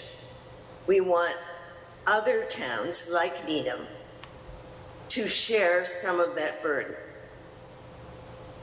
They see it as a legacy of poverty that they live in, and would like the opportunity to rent in Needham, to perhaps buy in Needham, so that they can build their own equity and move up. That's her point of view, and they sit for hours the same way we are, strategizing how can they move to places like Needham. Thank you. Thank you so much, Jackie. Thank you.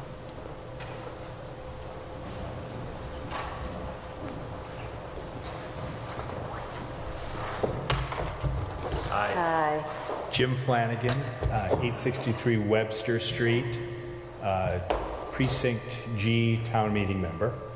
It's a good opportunity to follow Jackie. I do want to reinforce one of the reasons I've become more interested in housing is equity. And I know it's in the plan, I just want to reinforce we are not overwhelmingly majority white in this town by accident. Right? And we can look at, oh, that was years ago, but the structure still exists, and we have to do something to address that. So that is driving a lot of mine, I know a lot of your interest in action, and thank you again for this incredible piece of work. So specifically, I want to address two things. It's a yes and, again, an incredible amount of work, but I'd like to see more about the economics of transfer fees, and especially better ways to fund the housing trust. When I look at the math of a $2.4 million tear down, and I think those will continue to happen. I looked at the numbers that have happened and the lost opportunity we have to gain $10,000 to $40,000 per home in a transfer fee. I'm frustrated that I understand the state blocks us from doing that, despite the fact that we're supposed to have local control. So I think we need legislative support, and I know many have fought for that hard. So I'd like to see that be part of the plan too. Make sure that we have that authority and ability to do that here in Needham. We can put literally millions into that affordable housing trust out of that. It helps dampen. It doesn't, also I'm for development, so it doesn't completely block that, but it helps to offset, which is, I think, a right way to do things. The final thing I'd like to talk about is equity as far as shared responsibility. I think an interesting measure would be, how is each precinct, just as a random distribution concept, going to contribute to additional housing?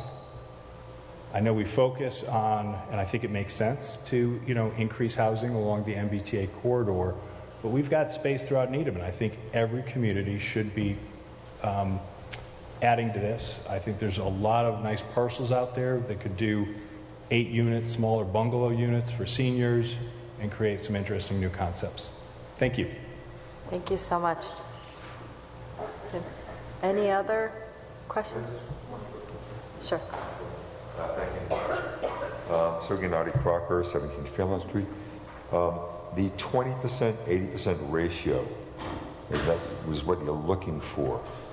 Now, is your concept that will be a zoning issue? There'll be parcels zoning saying this is only, that it has to be that ratio, or this is only rentals there, or what is the vision as far as how that may be accomplished or enforced? The 20%, 80% ratio, 20% ownership, 80% rentals. Thank you. And I think, Karen, would you like to address that?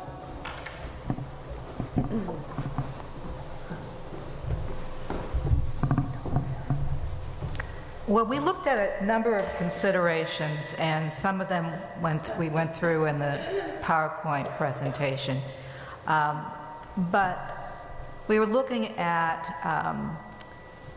where the opportunities were to create housing. And rental, because there are state resources and federal resources that can come in and help finance rental development, that you can build to a greater scale and use the economies of scale to make the project feasible.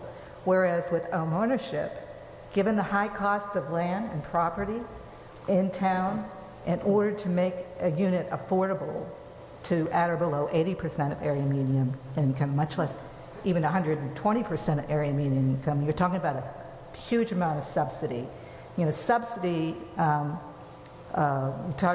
think Jean mentioned that with wide affordability gaps, it's useful that in order to make home ownership feasible, you have to use internal subsidies like in a 40B development, where the market units are cross-subsidizing the affordable ones, or you're talking about fairly deep subsidies with CPA, or a combination of those. So it's harder to get to a scale with affordable home ownership, and given the MBTA guidelines and the focus on multifamily housing, rental just is more adaptable to that kind of development. So looking forward, and we look at the subsidized housing inventory, in almost every community, most of the units are rentals for those various reasons.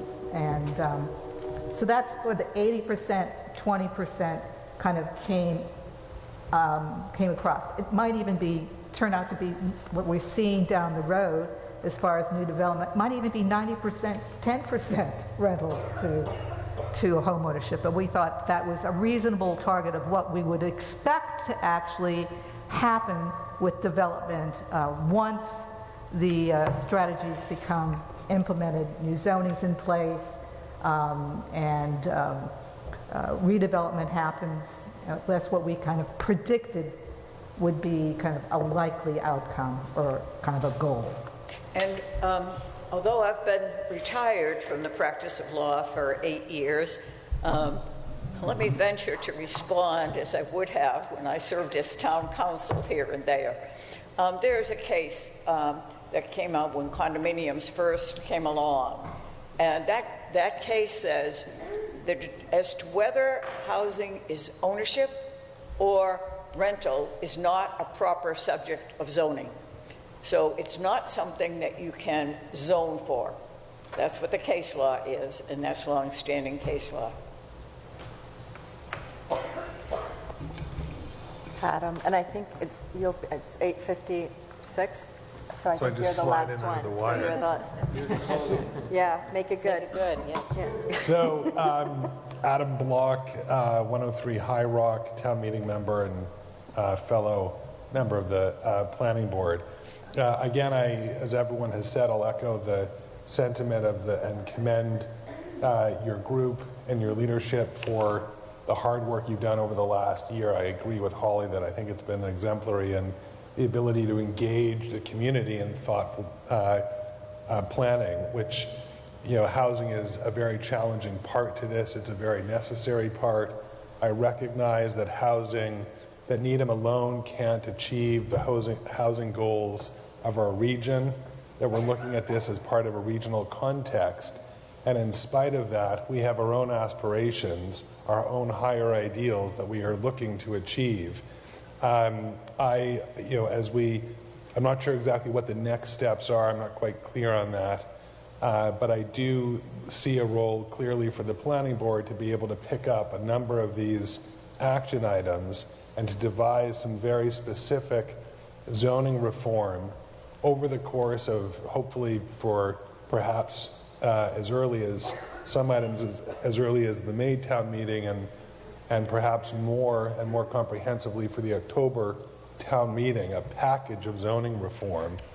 Though we do need to go through the vet to understand, because I haven't really understood tonight, John Bullion has mentioned it earlier, what the impacts are for some of these initiatives. So clearly I think we need to drill down.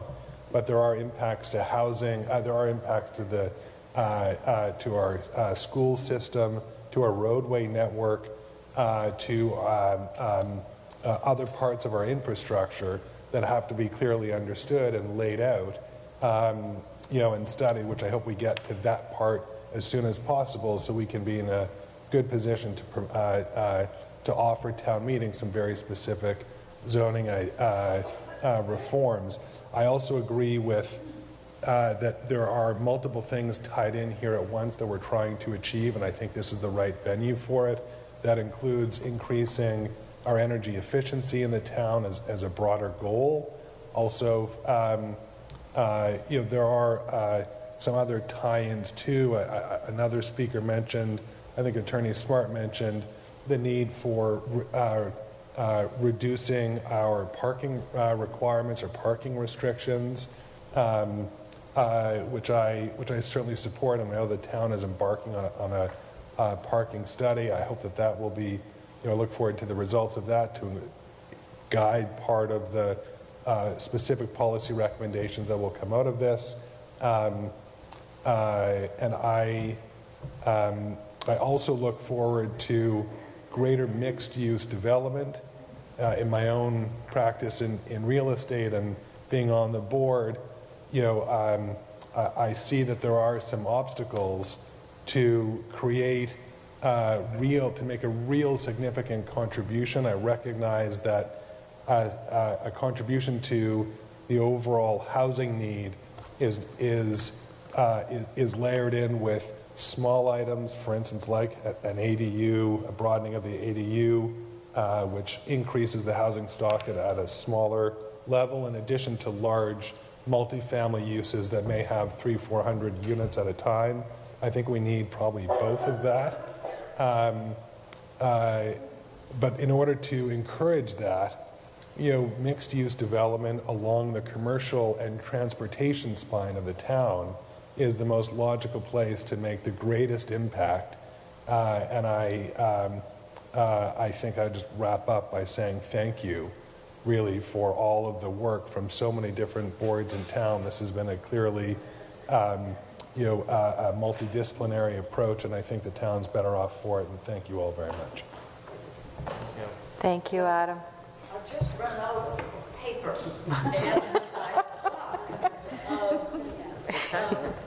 If there are more people who want to speak, of course we could have a few more. But I didn't want to end this meeting without giving the members of the Housing Plan Working Group, I haven't yet had an opportunity to speak. If any of you want to have anything to say before the meeting is over. I just want to say I really appreciate everyone's comments. I thought it was a really a good conversation tonight.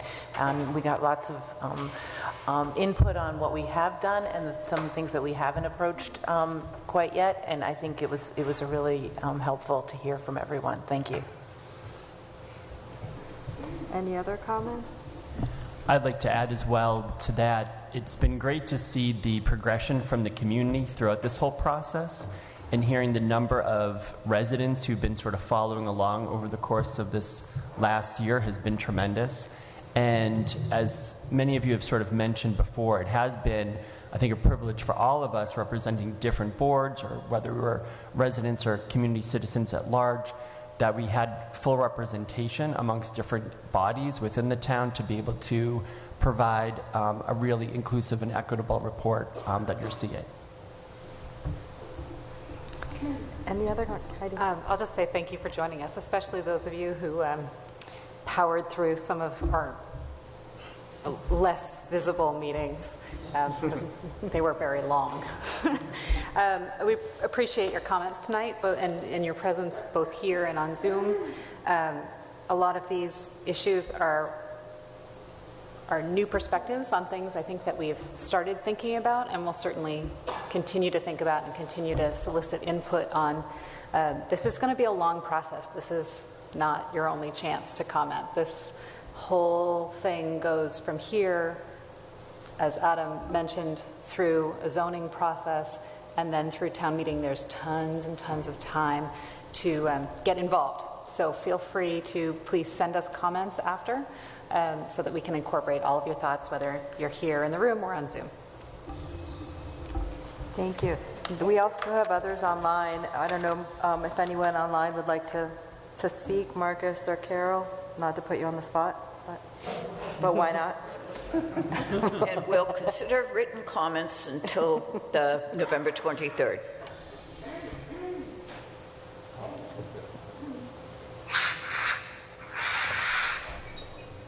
Want to close us out, Natasha? I think Carol wanted to say. Sorry. Yes. No, I just really wanted to kind of echo the comment, Mike's comments.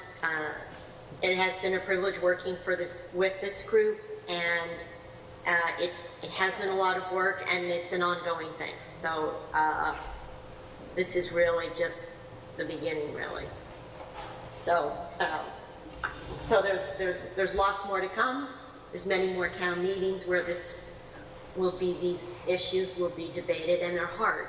And the issues are hard, and it's going to take a lot of collective work and thought to get it right. So, Carol, I should have noticed your presence and introduced you earlier. Carol is a member of the Housing Plan Working Group and serves on our Finance Committee. Thank you, Carol. Thank you, Jean. And Marcus, did you want to say something, or are you all set? Yeah, I think just agreeing, and I can't say this enough, just what this group has been able to do, and then from a community standpoint, listening to so many people, just really appreciate the process and the process that's going to continue to happen. And maybe this group may be coming to an end, full time, but to still have that, the communication, the transparency, and all the things that this town so greatly values, and things that we are always working on and working through with your input. And just really appreciate it for all of this coming together the way it has, and the generational impact this potentially can have, not just for Needham, but, the regional aspect of this as well. So thank you. Yeah, and I mentioned earlier that Marcus serves on the Housing Plan Working Group as a member of our select board. So is there a motion to close the community meeting? Motion? Second? Second. Any questions, or do we need to go person by person? Yes. Sure. Okay, so we're going to start, hold on, I have the list of people, I just want to make sure. I'm going to start with Marcus Nelson and Carol. Yes. Carol Fischetti? Yes. And then, I'm looking here, so Heidi, right? Yes. Sorry. Ron Striker, yes. Ron Striker, yes. Okay. And Oscar? Yes. Heidi, yes. And Heidi, yes. Michael, yes. Michael. And Ed? Yes. Yes. And co-chair, yes. And Natasha Spada, yes. So thank you all for joining us. And we look forward to seeing what happens in the future and for everyone to continue to be involved. Thank you.